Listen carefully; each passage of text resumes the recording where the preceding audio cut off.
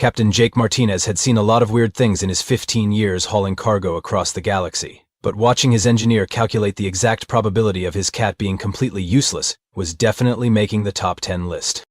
According to my calculations, Vex chittered, her forearms gesticulating wildly as she spoke, your Earth feline has a 97.4% chance of contributing absolutely nothing to this mission except consume resources and produce waste. Jake looked down at Mr. Whiskers, who was currently doing his best impression of a furry paperweight on the bridge's navigation console. The orange tabby had one eye cracked open, apparently judging whether Vex's commentary was worth acknowledging, then decided it wasn't and went back to sleep. Gee, thanks for the pep talk, Vex, Jake said, scratching behind the cat's ears. Really boosting morale here. Grom, the ship's 7-foot-tall reptilian security chief, snorted from his station. At least it's quiet. My cousin's war lizard could tear through hull plating, but it never shut up. Roared all night about its battle honors. Oh! Pip, their eternally enthusiastic avian navigator, practically bounced in her perch. My family's hunting hawks back on Kepler Prime can spot prey from 12 kilometers away. They've got neural implants that link directly to targeting systems and everything. Jake raised an eyebrow. Neural implants? For birds? Well, yeah. Pip's feathers ruffled with pride. How else would they interface with modern combat protocols? Your little, what do you call it, Mr. Whiskers? He doesn't even have basic tactical augmentations. His name's Mr. Whiskers, and he's perfectly fine the way he is, Jake said, though he had to admit the cat did look pretty unimpressive compared to the stories his crew kept telling. Every alien species they'd encountered seemed to have some kind of genetically modified, cybernetically enhanced, or psychically linked companion animal. Meanwhile, Earth had apparently contributed a creature whose greatest achievement was knocking things off tables. Vex pulled up a holographic display showing various alien pets in action. Observe, the Zentaurian battlehounds can leap 40 meters and have retractable plasma claws. The Rigelian thundercats can generate electromagnetic pulses. Even the Andromedan peace doves are equipped with micro-missiles. Peace doves with missiles, Jake repeated slowly. Anyone else see the irony there? The point is, Grom rumbled, every civilized species has evolved their companion animals for specific purposes. Protection, utility, enhancement of their natural abilities. Your species apparently just liked having small predators around that serve no function. Mr. Whiskers chose that moment to stretch, yawn, and then promptly fall off the console. He landed on his feet, of course, looked around as if the whole thing had been intentional, and then padded over to his food bowl. See? Vex's mandibles clicked in what Jake had learned was the insectoid equivalent of laughing. 97.4%. Useless. I should have rounded up to 98. Jake watched his cat crunch through his kibble with the focused intensity of a creature that had never missed a meal in its life. You know what, Vex? Maybe you're right. Maybe Mr. Whiskers isn't a super soldier or a walking weapons platform. Maybe he's just a cat. Exactly, Pip chirped. Finally, you're seeing reason. But, Jake continued with a grin, we're heading to Kepler 442b to deliver mining supplies, not fight a war. So unless you're expecting us to run into something that requires plasma claws and missile-launching birds, I think we'll be fine. Grom's scales shifted to a darker shade, which Jake had learned meant he was thinking. Actually, Captain, there have been some reports from that sector. Nothing confirmed, but... But what? Wild animal attacks on the mining colonies. Probably nothing a few security drones can't handle. Vex's antennae twitched. Define probably nothing. Well, Grom said slowly, the reports mentioned some local predators. Big ones, with poison. Jake looked down at Mr. Whiskers, who had finished eating and was now grooming his paw with the methodical precision of someone who had absolutely no idea that the conversation above him was about deadly alien predators. Poison, huh? Jake said. Good thing we've got all those battle-ready super pets to protect us. There was a moment of awkward silence. Oh, Pip said in a much smaller voice. Right. We don't have any of those. Nope, Jake said cheerfully. Just one completely useless 97.4% worthless Earth cat. He picked up Mr. Whiskers, who purred and rubbed against his chin. But hey, what's the worst that could happen? As if on cue, the ship's comm system crackled to life with an incoming transmission from Kepler 442b. The voice on the other end sounded stressed, tired, and more than a little desperate. This is Colony Administrator Knox to incoming cargo vessel Lucky Strike. We have a situation here. Please confirm you have adequate security measures for planetary landing. We've had some incidents with the local wildlife and we need to brief you on safety protocols before you enter atmosphere. Jake looked at his crew, then down at Mr. Whiskers, who had already fallen asleep in his arms. "Well," he said, "this should be interesting." Colony Administrator Zara Knox looked like she hadn't slept in about 3 weeks, which, as it turned out, wasn't far from the truth. "Fangbeasts," she said without preamble as Jake and his crew gathered in the colony's main administrative dome. 8 feet tall, 12 feet long, pack hunters with neurotoxic venom and the hunting instincts of a nightmare. They showed up 2 months ago and decided our mining operation looked like an all-you-can-eat buffet.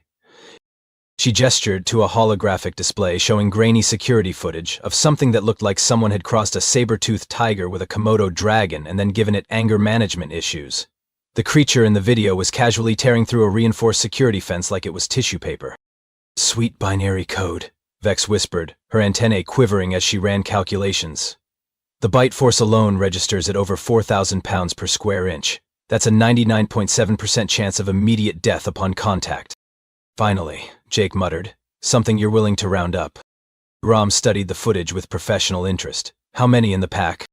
"We've counted at least 12, possibly more. They're smart too. They've learned our patrol schedules, figured out our weak points, and they seem to enjoy making us look like idiots."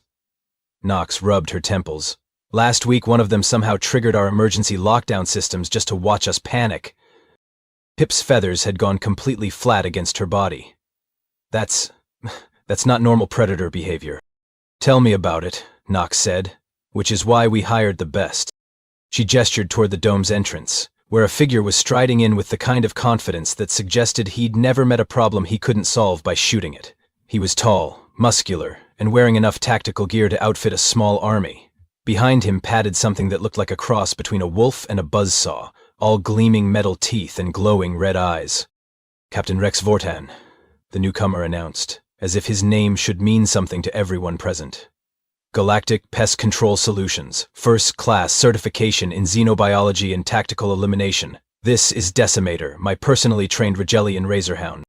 Decimator looked around the room and growled, a sound like grinding metal that made everyone except Jake take a step back. Rex patted the creature's armored head with obvious pride. "Decimator here has taken down everything from Altarian deathworms to vegan cave bears. These Fangbeasts won't know what hit them." Jake glanced down at Mr. Whiskers, who was investigating a particularly interesting dust bunny in the corner and seemed completely oblivious to the presence of a creature that could probably bite him in half without breaking stride. "Impressive," Jake said. "How much is this costing the colony?" Knox winced. 50,000 credits per day plus ammunition costs and hazard pay." 50,000? Jake blinked. "Per day? You can't put a price on safety," Rex declared, then paused as he noticed Mr. Whiskers for the first time. What is that?" "That's Mr. Whiskers," Jake said. "He's a cat." Rex stared for a long moment, then burst out laughing. "You brought a pet to a Fangbeast hunt? What's it going to do, purr them to death?" "He's not here to hunt anything. He's just here." "Just here," Rex repeated, wiping tears from his eyes. "Oh, that's rich. You hear that, Decimator? The cargo haulers brought a therapy animal to a combat zone." Decimator made a sound that might have been laughter, if laughter could cut through steel plating. "Look, friend," Rex said, putting a condescending hand on Jake's shoulder. "I appreciate you trying to help, but this is serious business. We're talking about apex predators that have been terrorizing this colony for months. You might as well try to stop a plasma cannon with a feather." "Actually," Vex interjected, "a feather would have 0 effectiveness against a plasma cannon. The probability of success would be—" "It was a metaphor, Bugbrain," Rex snapped. Jake felt his temper starting to fray. "Look, Captain Vortan, we're just here to deliver supplies. We're not trying to muscle in on your operation." "Good, because you'd be in way over your head. These aren't some domesticated earth critters we're dealing with. These are evolved killers with millions of years of predatory instincts." Rex gestured broadly. "This requires military-grade tactics, advanced weaponry, and purpose-bred combat animals. Not," he looked down at Mr. Whiskers again and laughed, "not whatever that is." Mr. Whiskers, having finished his investigation of the dust bunny, sat down and began grooming his paw with the kind of focused attention that suggested the entire conversation was beneath his notice. "See?" Rex said. "Your pet doesn't even have basic threat assessment capabilities. Decimator's already cataloged every potential escape route, identified the strongest opponents in the room, and calculated optimal attack vectors. Your little furball is licking its foot. He's cleaning himself, Jake said. It's a hygiene thing. Right, hygiene, while surrounded by discussions of mortal danger. Rex shook his head. Administrator Knox, I recommend you keep the civilian cargo crew confined to the secure areas while my team handles the real work. Wouldn't want anyone getting hurt because they thought their house pet could contribute to a professional operation.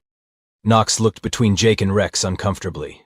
Captain Martinez, Captain Vortan does have extensive experience with this sort of thing. I'm sure he does, Jake said, and we'll stay out of your way. Just point us toward the landing pad when you're ready for us to unload the supplies. Excellent, Rex said. Try not to let your cat wander off. These Fangbeasts can smell weakness from kilometers away, and frankly, that thing looks like it's never had a challenging day in its life. As if summoned by the comment, an alarm began blaring throughout the dome. Knox rushed to her console, her face going pale as she read the display. Motion sensors are picking up movement near the eastern perimeter. Multiple contacts, large, moving in coordinated patterns.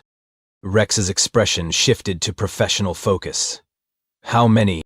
At least 6, possibly more. They're not trying to hide this time.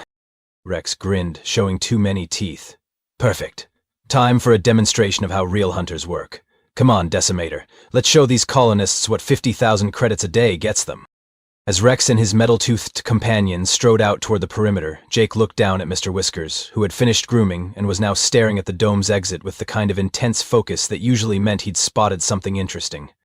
What do you think, buddy? Jake asked quietly. Think our new friend knows what he's doing? Mr. Whiskers flicked his tail once and went back to staring at the door. Jake had the distinct feeling his cat had just delivered an opinion on Rex Vortan's professional capabilities, and it wasn't particularly flattering.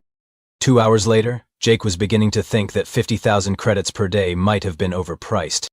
The first sign of trouble came when Rex's voice crackled over the comm system, and instead of his usual confident swagger, there was a distinct note of what Jake generously decided to call tactical reassessment. Command, this is Vortan. We've made contact with the hostile pack. Decimator is repositioning for a better angle of attack. Knox leaned into her microphone. Repositioning? What does that mean? There was a pause, followed by what sounded like something large crashing through underbrush, and then Rex's voice again, slightly more breathless. It means my combat-trained Razorhound is currently demonstrating the better part of valor by running away very, very fast. Running away? Knox's voice went up an octave. Your 50,000 credit per day solution is running away? It's called strategic withdrawal, Rex snapped over the comm. These Fangbeasts they're not behaving according to standard predator protocols. They set up an ambush, an actual ambush with coordinated flanking maneuvers and diversionary tactics. Vex's antennae twitched as she processed this information. The probability of pack hunters developing advanced tactical planning without tool use is less than 12%. Tell that to the Fangbeasts, Rex's voice replied, punctuated by more crashing sounds. They've got Decimator cornered in a ravine, and every time he tries to charge, they fall back and let him waste energy on empty air. It's like they know exactly what he's going to do before he does it. Jake looked down at Mr. Whiskers, who was sitting by the window, watching the distant commotion with the kind of detached interest usually reserved for watching fish in an aquarium. The cat's tail was twitching slightly, which Jake had learned meant he was either annoyed or calculating something. The comm crackled again. Command, we need backup. Sending coordinates for additional mercenary units. These things are too smart for a single hunter team. Additional units? Knox's voice was getting shrill. Do you have any idea what this is costing us already? Administrator, with all due respect, you can't put a price on safety. You literally did. Yesterday, 50,000 credits. While Knox argued with Rex over the comm, Jake found himself studying the tactical display showing the Fangbeast's movements. There was something familiar about their pattern, something that reminded him of... Ah, he said quietly. What? Grom asked, looking over from his security station. It's probably nothing, but back on Earth when farmers had problems with coyotes getting into their chicken coops, they didn't usually send in attack dogs. Pip's head cocked to one side. What did they send? Cats. Big ones usually, but sometimes just regular house cats. Coyotes are pack hunters, but they're also opportunists. They don't like fair fights, and they really don't like dealing with something small and unpredictable that might scratch their eyes out. Vex calculated rapidly. But the size differential between a Fangbeast and a domestic feline is approximately 40 to 1. The combat effectiveness ratio would be... 0, Jake finished. Yeah, I know, it was just a thought. The comm system erupted with static, and Rex's increasingly frantic voice. They've got thermal camouflage. How do they have thermal camouflage? They're biological entities. Maybe they're just naturally cold-blooded, Jake suggested into his headset. Who is this? Get off the tactical channel. This is a professional operation. It's Captain Martinez from the cargo ship. I was just thinking that if they're cold-blooded, they probably don't see heat signatures the way mammals do. They might be tracking by smell or vibration instead. There was a pause. Tracking by? What kind of backwater planet logic is that? Earth logic, I guess. When you can't out-muscle something, you try to outthink it. Rex's voice turned condescending even in the middle of his apparent tactical disaster. Look, cargo hauler, I appreciate the folk wisdom, but this is a combat situation, requiring professional expertise. These creatures have been terrorizing this colony for months. You can't just wander out there with your pet cat and expect to solve problems that require military-grade solutions. I wasn't suggesting... What's next? Going to tell me to leave out a saucer of milk? Maybe some catnip? Rex's laugh was harsh. Decimata has been trained by the finest combat specialists in 3 systems. He's worth more than your entire cargo run. If he can't handle these things, what makes you think some primitive Earth tactics would work? The comm went quiet for a moment. Then Rex's voice came back, much more subdued. Command, we're falling back to secondary positions. These things they're hurting us. Actually hurting us away from the colony. Knox looked pale. Hurting you toward what? I don't know, but I don't want to find out. Decimator's showing stress indicators I've never seen before. His combat programming is telling him to engage, but his survival instincts are screaming at him to run. Jake glanced down at Mr. Whiskers, who had turned away from the window and was now staring directly at him with that peculiar intensity cats got when they were trying to communicate something important to their humans. What is it, buddy? Jake asked quietly. Mr. Whiskers walked over to the door leading to the outer corridors, sat down, and meowed once. It wasn't his usual demanding yowl for food or attention. It was quieter, more focused. Almost like he was asking a question. He wants to go outside, Jake said, mostly to himself. Grom snorted. Probably just needs to use a waste facility. But Jake had lived with Mr. Whiskers for 3 years, and he'd learned to read the cat's moods. This wasn't about bathroom breaks. This was the same look Mr. Whiskers got when he'd spotted a mouse in the cargo hold, or when he'd somehow figured out that Jake was about to open a can of his favorite food. It was the look of a predator who'd found something interesting. Over the comm, Rex was still calling for backup, still complaining about the Fangbeast's unorthodox tactics and non-standard behavior patterns. His 50,000 credit per day solution was turning into an expensive retreat, and everyone in the command center was starting to look worried. Everyone except Mr. Whiskers, who had moved to sit directly in front of the door and was now staring at it with the kind of patient focus that suggested he was prepared to wait there all day if necessary. Jake looked at his cat, then at the tactical display showing Rex's continued retreat, then back at his cat. This is probably a terrible idea, he said to no one in particular. Mr. Whiskers flicked his tail and continued staring at the door, as if to say that terrible ideas were sometimes the only ideas worth having. Night on Kepler 442b fell like a curtain made of purple velvet and bad decisions. The colony had locked down tight after Rex's expensive demonstration of how not to hunt fangbeasts, and everyone was huddled in the main compound trying to pretend they weren't listening for the sound of claws on metal. Well, almost everyone. Jake sat in the temporary quarters they'd been assigned, watching Mr. Whiskers pace back and forth in front of the sealed door with the kind of restless energy the cat usually reserved for 3 a.m. zoomies. The tabby would walk to the door, sit down, stare at it intensely for 30 seconds, then get up and repeat the process. You know we can't go out there, right? Jake said, scratching behind his own ears in a gesture of pure exhaustion. Those things out there could use you as a toothpick. Mr. Whiskers paused in his pacing to give Jake a look that clearly conveyed his opinion of human intelligence, then went back to staring at the door. Meanwhile, in the colony's main recreation area, Rex was holding court with a drink that was probably stronger than ship fuel and definitely more expensive. His audience consisted of Vex, Grom, and Pip, along with a handful of colonists who looked like they were reconsidering their career choices. The problem, Rex declared, gesturing broadly with his glass, is that these colonists expected a quick solution to a complex problem. You can't just waltz into an ecosystem and expect to dominate it overnight. These fangbeasts have had millions of years to perfect their hunting techniques. But your promotional materials said you specialized in rapid xenobiological threat elimination, one of the colonists pointed out.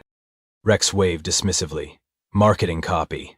The reality is that truly dangerous predators require sustained engagement protocols, extended tactical analysis, multi-phase elimination strategies. This could take weeks. Vex's mandibles clicked as she calculated. Weeks, at 50,000 credits per day, equals... A significant investment in colony safety, Rex interrupted smoothly. You can't put a price on peace of mind. Actually, Grom rumbled, I'm pretty sure you put exactly that price on it yesterday. Rex's jaw tightened. Look, Scaleface, I don't see your security protocols keeping these things out of the compound. At least my team made contact with the hostiles. Your team ran away, Pitt chirped helpfully. Strategic withdrawal, Rex corrected through gritted teeth. Decimator was gathering intelligence on enemy capabilities, standard reconnaissance protocols. While Rex continued to explain why his failure was actually a sophisticated tactical maneuver, 3 corridors away, Mr. Whiskers had apparently reached the end of his patience with human security measures. Jake was reviewing cargo manifests when he heard the soft scritch-scratch of claws on metal, followed by the distinctive sound of ventilation grating being displaced. He looked up just in time to see an orange tail disappearing into an air duct that looked barely wide enough for a sandwich, let alone a cat. Oh, come on, Jake muttered, rushing to the vent. Mr. Whiskers, get back here. This is not the time for exploration. But the cat was already gone, and the only response was the faint echo of paws padding through the colony's ventilation system. Mr. Whiskers, for his part, was having the time of his life. The air ducts were clean, spacious, by cat standards, and provided an excellent highway system throughout the entire colony. More importantly, they carried scents. To human noses, the colony probably smelled like recycled air, industrial lubricants, and whatever the cafeteria had served for dinner. To a cat's nose, it was a complex symphony of information. He could smell the fierce sweat of the colonists, the metallic tang of Rex's augmented companion, the various alien scents of Jake's crewmates, and underneath it all, something else. Something wild. Something that didn't belong in enclosed spaces and filtered air. Something that smelled like blood and earth and the kind of confidence that came from never having met an effective predator. Mr. Whiskers followed the scent trail through the ventilation system, his paws silent on the metal surfaces. Cats had been perfecting the art of silent movement for thousands of years before humans figured out space travel, and the skills translated beautifully to alien architecture. The scent grew stronger as he moved away from the colony's central areas, leading him through a maze of ducts that eventually opened onto external vents near the mining operations. Here, the smells of the outside world mixed with the industrial odors of human habitation, creating a complex bouquet that told him everything he needed to know. The Fangbeasts weren't just randomly attacking the colony. They had a base of operations, somewhere close enough to monitor human activity but far enough away to avoid detection. The scent trail led away from the colony in a straight line, toward a cluster of rock formations that the mining surveys had marked as geologically uninteresting. Which, from a predator's perspective, made them perfect. Mr. Whiskers emerged from the ventilation system through an external grate that some careless engineer had failed to secure properly. The night air hit him like a wall of alien sensations. Different gravity, different atmospheric pressure, different constellations overhead. But underneath all the foreignness, the fundamentals were the same.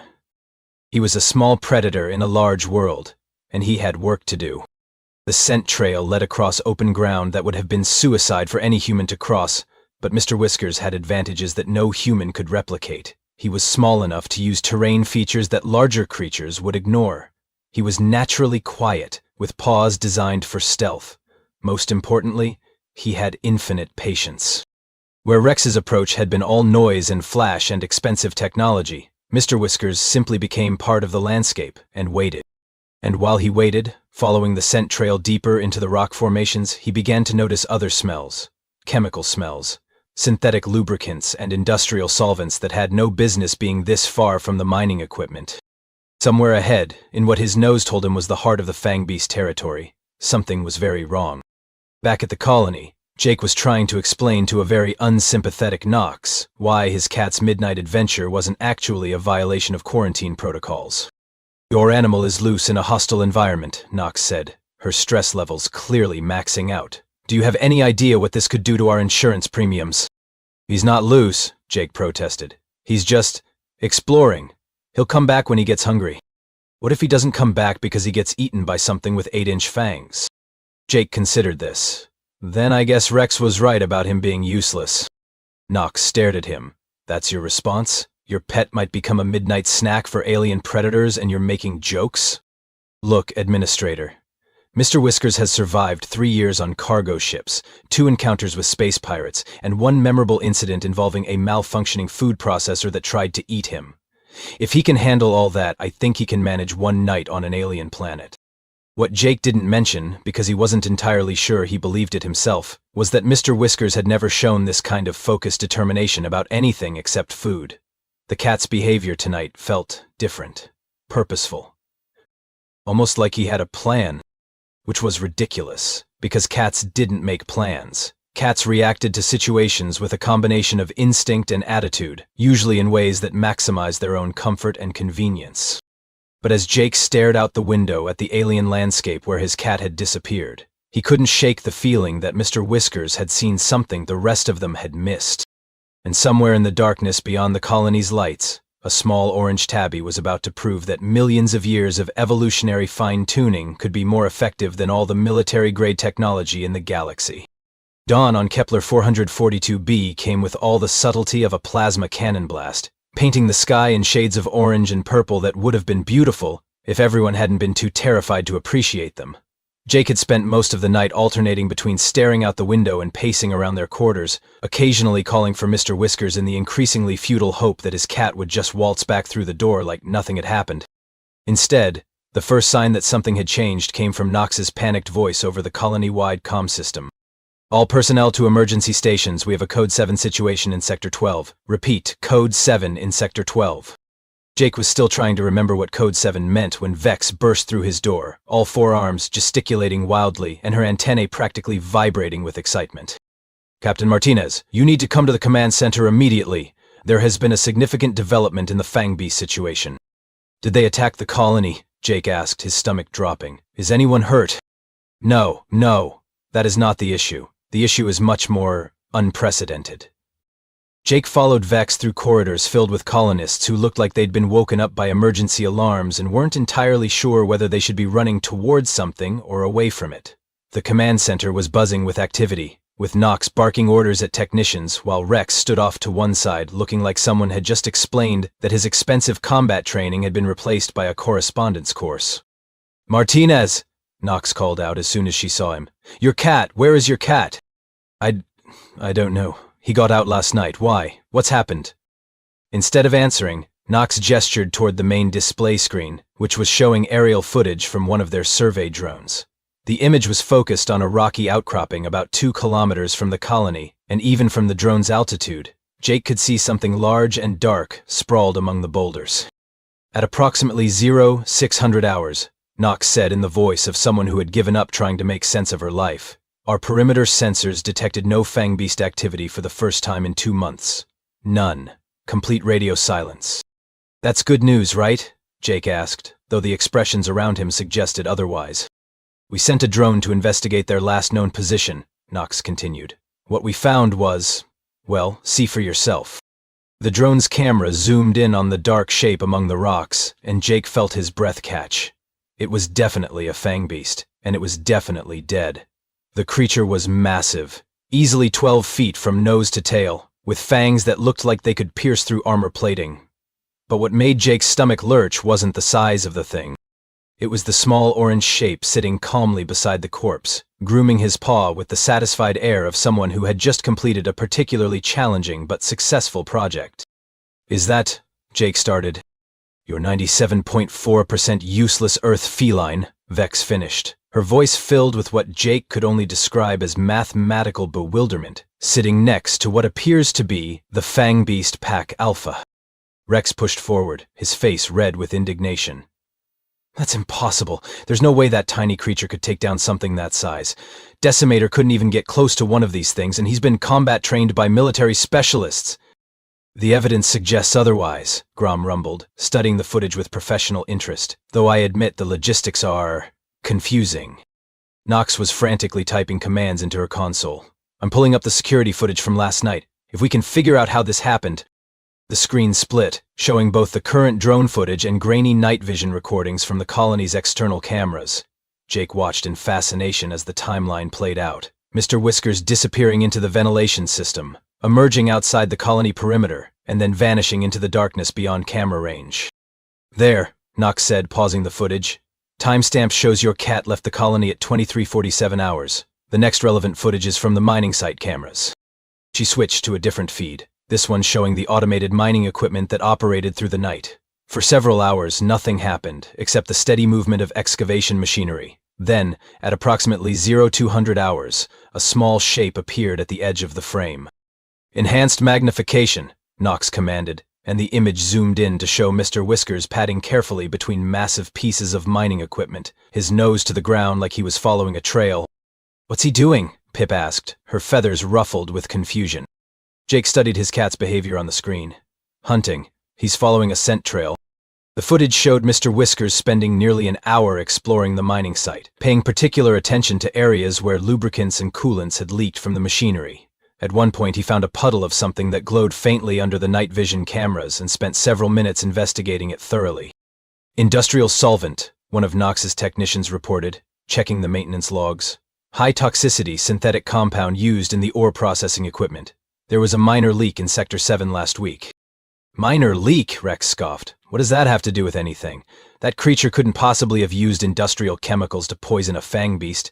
It doesn't have opposable thumbs." But Jake was beginning to understand, and the realization was making him feel simultaneously proud of his cat and slightly horrified by the implications. "He didn't use the chemicals, he followed them." "What do you mean?" Knox asked.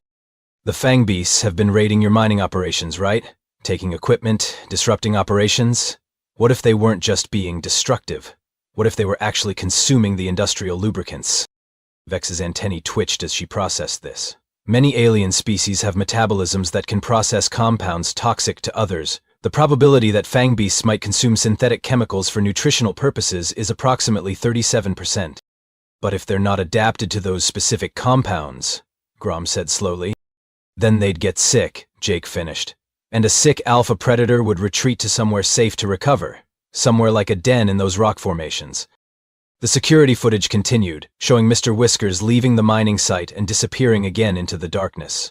Hours passed with no activity, and then the morning drone footage picked up the story. One dead Fangbeast alpha, and one very satisfied house cat.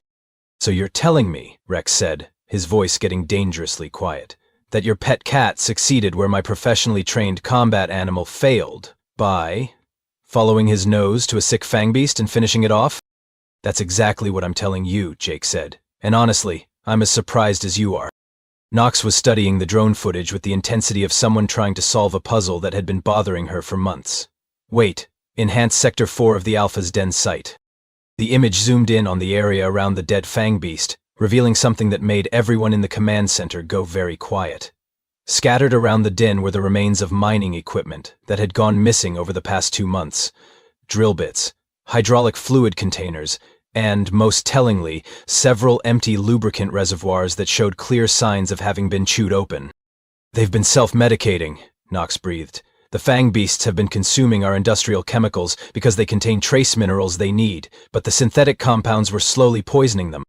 And the Alpha, being the largest and most dominant, would have consumed the most," Vex calculated rapidly, "leading to the highest concentration of toxins in its system."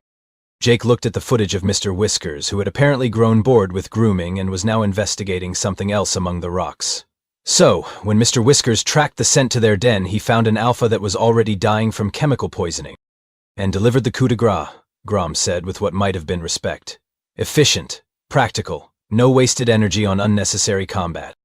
Rex stared at the screen for a long moment, his jaw working like he was trying to process information that his brain refused to accept. "This is ridiculous. You're telling me that months of terror, hundreds of thousands of credits in security measures, and the expertise of the finest combat specialists in 3 systems were defeated by a house cat who got lucky?" "Not lucky," Jake said, watching Mr. Whiskers discover what appeared to be a particularly interesting rock. "Smart.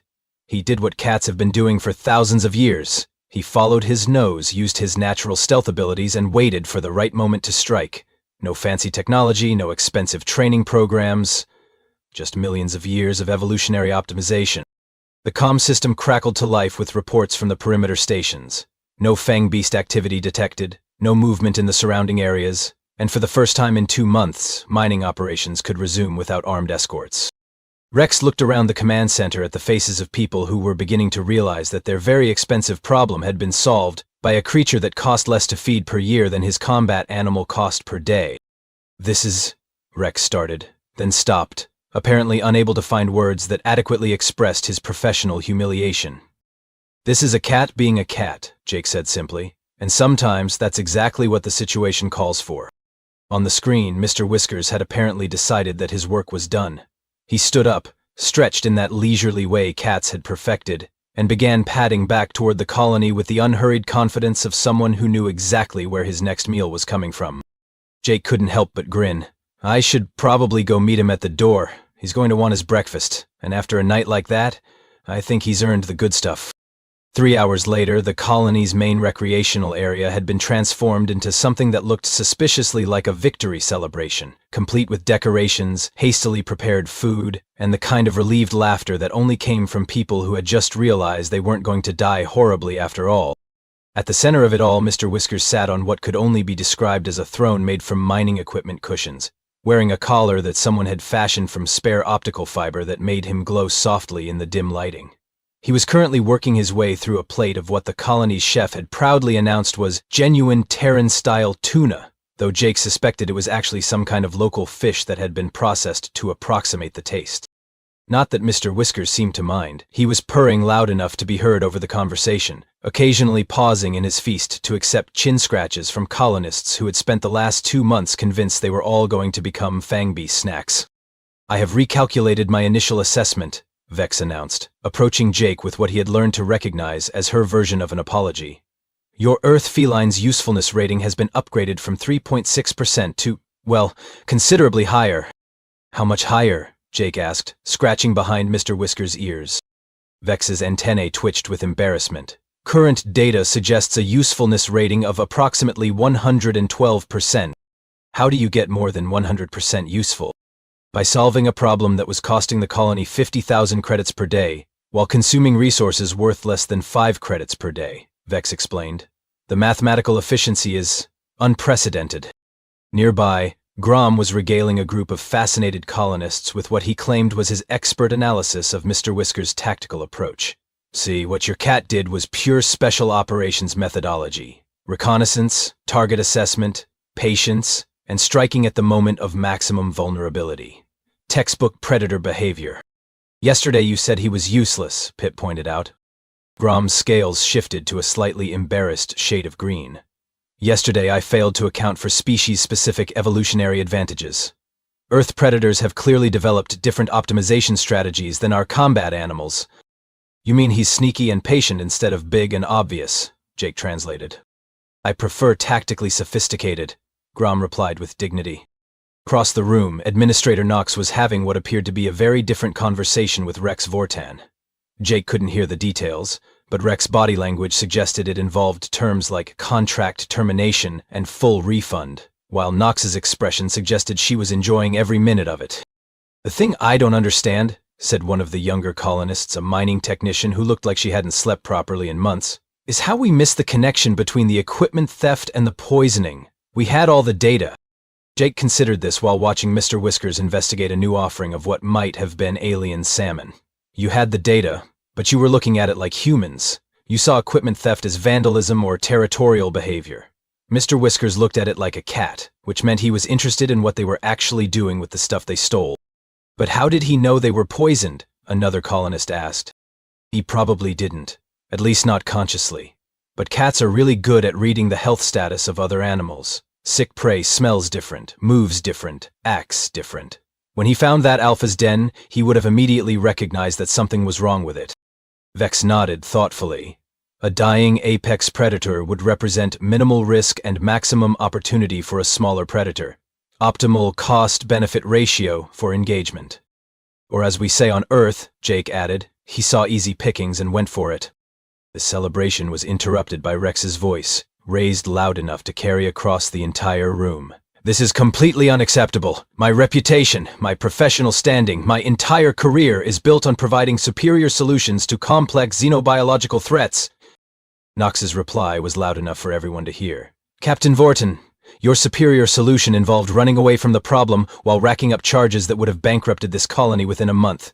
Meanwhile, a house cat solved the entire situation in one night for the cost of a can of tuna. It was luck, Rex protested.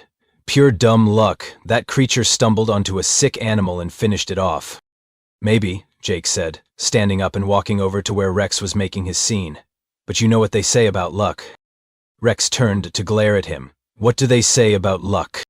Luck is what happens when preparation meets opportunity. Mr. Whiskers has been preparing to hunt things his entire life. Every day he spends stalking dust motes and pouncing on shadows is practice. Every time he sits motionless for an hour, watching a bug crawl across the floor, he's learning patience. Every successful hunt, even if it's just catching a toy mouse, reinforces those instincts. Jake gestured toward his cat, who was now being fed treats by a steady stream of grateful colonists. You brought a weapon to a problem that needed a hunter. There's a difference. Rex's face was turning an interesting shade of red. That thing is not a hunter. It's a pampered pet that got lucky. As if summoned by the comment, Mr. Whiskers looked up from his tribute feast and fixed Rex with the kind of stare that cats usually reserved for particularly stupid birds. It was a look that somehow managed to convey both infinite patience and absolute certainty that Rex was, in fact, an idiot. Then Mr. Whiskers yawned, showing off fangs that were tiny by Fangbeast standards but were still designed by millions of years of evolution to be very effective at what they did, and went back to accepting offerings from his new admirers. You know what I think happened here? Jake continued, warming to his theme. I think you got so focused on the idea that bigger and more expensive meant better that you forgot the most important rule of problem solving. Which is? Rex asked through gritted teeth. Match the solution to the problem. You brought a sledgehammer to a situation that needed a scalpel. Mr. Whiskers brought exactly what was needed: patience, stealth, and the ability to recognize an opportunity when he saw one. Knox stepped forward, apparently deciding that Rex had been humiliated enough for one day. Captain Vortan, I think it's time you collected your equipment and prepared for departure. Your services are no longer required. Rex looked around the room at the faces of people who were no longer impressed by his credentials or his expensive combat animal. This isn't over. When word gets out that Galactic Pest Control Solutions was replaced by a house cat, it'll ruin everything I've built. Maybe, Jake said. Or maybe it'll teach people that sometimes the best solutions are the simplest ones. Either way, I don't think that's our problem. Rex stormed out, followed by his dejected Razorhound, who looked like he was reconsidering his career choices. The door sealed behind them with a finality that seemed to lift the mood in the room even higher. So, Knox said, turning to Jake with a smile, I suppose this means your cargo delivery mission was a complete success. Jake looked over at Mr. Whiskers, who had apparently decided he'd had enough tribute for the moment and was now engaged in the serious business of grooming his paw. I don't know about that. We still haven't unloaded the mining supplies. After what your cat did for this colony, I think we can waive the standard unloading fees, Knox replied. Consider it a professional courtesy. Hear that, Mr. Whiskers? Jake called over to his cat. You just earned us a free cargo handling. Mr. Whiskers looked up briefly, flicked his tail in what might have been acknowledgement, and returned to his grooming, with the air of someone who had always known he was worth considerably more than standard freight rates. Later that evening, as the celebration wound down and the colonists began returning to their normal routines for the first time in months, Jake found himself sitting in the observation lounge with his crew, watching the alien sunset paint the sky in colors that Earth had never seen. I have to admit, Vex said thoughtfully, this experience has significantly altered my understanding of Earth's species optimization strategies. How so? Jake asked. I had assumed that any species capable of space travel would have developed their companions along military or utilitarian lines. The concept of maintaining a relationship with a creature based purely on, what is the human term, companionship, it seemed inefficient. And now? Vex's mandibles clicked, and what Jake had learned was her version of laughter. Now, I suspect that the human approach may be more sophisticated than we initially calculated. A companion selected for emotional compatibility rather than specific function may actually be more adaptable to unexpected situations. Plus, Grom added, your species apparently has excellent instincts for recognizing effective predators, even if you disguise them as pets. Jake looked down at Mr. Whiskers, who was curled up in his lap, purring like a small furry engine. I don't think we disguised anything. I think we just recognized that sometimes the most effective predator is the one that doesn't look dangerous until it's too late. Pip said thoughtfully. Is a terrifying philosophy when you think about it. Only if you're prey, Jake replied with a grin. As if to punctuate the point, Mr. Whiskers opened one eye, assessed the situation, decided everything was satisfactory, and went back to sleep, with the profound contentment of a creature who had proven his worth to the universe, and was now ready to collect his reward in the form of endless chin scratches and premium space tuna. Outside the observation windows, the lights of the mining colony twinkled peacefully in the alien night, free of Fangbeast attacks for the first time in months, all thanks to one small Earth cat, who had done exactly what millions of years of evolution had designed him to do.